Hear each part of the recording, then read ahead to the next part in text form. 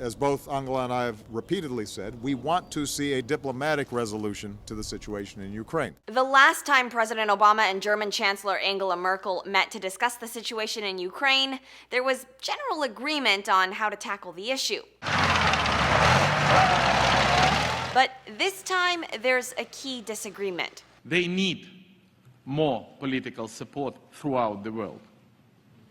They need more military equipment, both lethal and non-lethal. For God's sake, can't we help these people defend themselves? The White House is thinking about arming the Ukrainians, which Merkel opposes. She suggested that would only make things worse by inciting Russia's Vladimir Putin and by making an already bloody conflict bloodier. Concern that's been echoed on the op-ed pages of some U.S. media, largely on the grounds that more weapons is likely to lead to escalation.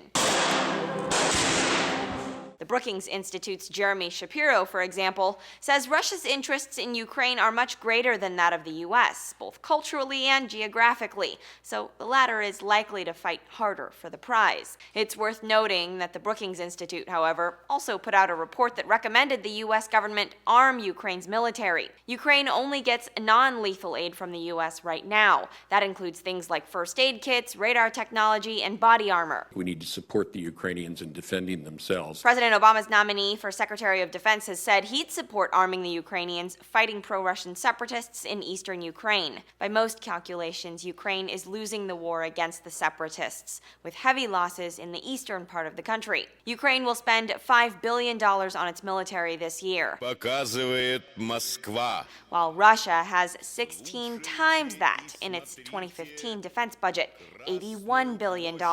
Representatives of Russia, Ukraine, Germany, and France will meet later this week for ceasefire talks in Belarus. There aren't many signs those talks will immediately be fruitful. For Newsy, I'm Christina Hartman.